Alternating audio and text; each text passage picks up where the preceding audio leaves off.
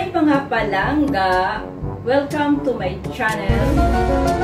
Mga palangga, amiga, amigos.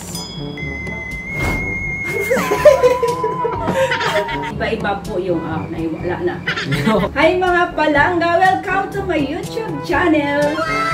Amiga, amigo. Welcome. Tuturo ko po sa inyo yung mga ingredients kung paano po magluto ng laswa. Pero bago yan, don't forget to like and subscribe my YouTube channel. Thank you so much.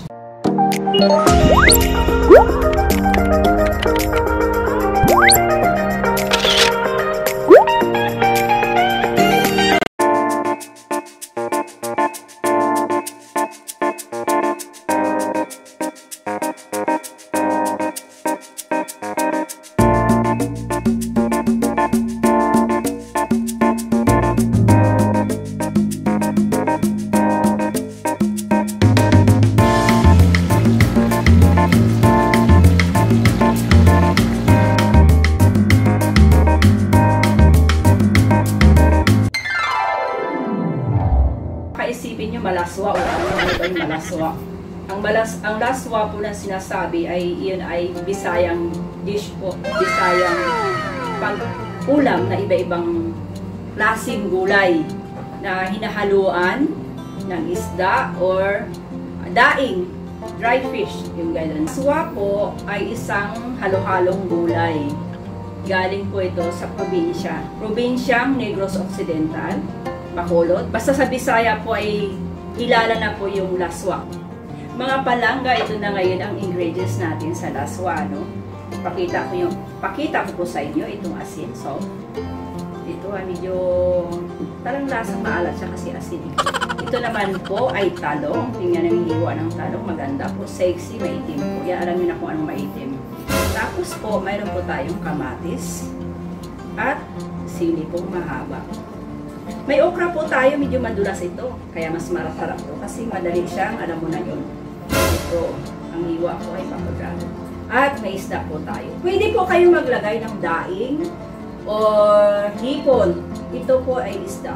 Naka-slice na. Kambakol po ito. Ewan po anong tawag yan sa research nyo lang. At ito naman po ay alugbati. Ito po. Masarap to. Masarap po ito. Ito naman ay pandan. Hindi pandan to. Lemongrass. Okay. At ito ay sibuyas. Sibuyas. Ito naman squash. Kalabasa. Maganda po ito. Ang palinaw ng mata. At ito naman po ay malunggay. Masarap po ito. So ngayon po, ito po, pwede na po natin lalagyan ng kunting magic sarap. Saan ka pa? Kunting-kunti lang po para magkaroon po siya ng lasa, asin. Yan. Guys, magugustuhan nyo talaga. Napakasarap.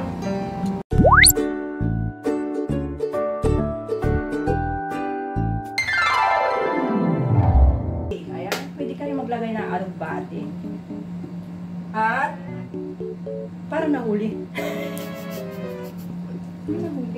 Dapat ito muna.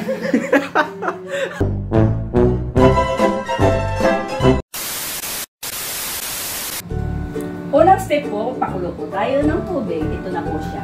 Kumukulo na po. Ngayon po, ang unang ilagay po natin ay kunting asin. Kunti lang ulit siya ng marami. At maglagay po tayo ng sibuyas. Habang kumukulo po siya. At ito naman po ay kamatis. Pagpaganda ng pulis. Tapos po, i-mix po natin yung matigas. Papalambutin po natin. Alam niyo na kung ano matigas. Bisaya. Squash. Kalabasa. Ayan. I-mix po natin ito. Naglalaway. Okra. Okra, masarap po itong okra. Naka-slice po yan ng pahaba. At isusunod po natin itong talong, kulay itim. Medyo maikli kanina mahaba ito. Kulay na mahaba ito. Talong. Tapos po, alugbati. Daw ng alugbati. Ito rin po ay naglalaway. madulas. Masarap din ito. Ang sunod po natin, lemongrass para bumango. Ayan po. Tapos, malunggay. Ito po, malunggay napakasarap po ito, lalo po sa mga, alam mo na, mga anak o may baby na pinapadidig. At pinakalas po natin, ito po, isda po. Kahit bulad, daing, anong klase, ipon, pwede po siya. Ito po ay lalagay natin. Ihaluan lang po siya natin ng konting asin para magkaroon po ng lasa. Ito na po siya. Lalagay po natin para po hindi madurog. Panghuli lang po yan. At pakuluan po ng 20 minutes. Guys, ito na po, kumukulo na po siya. Yung ating laswa na Bisayang version. Yan guys, hinahalo na natin. Yung pinakahuli natin, ilalagay po natin yung siling kulay green. Yan. Masarap po ito guys. Kasi wala po itong mantika. Ayan, ito na po yung isda niya.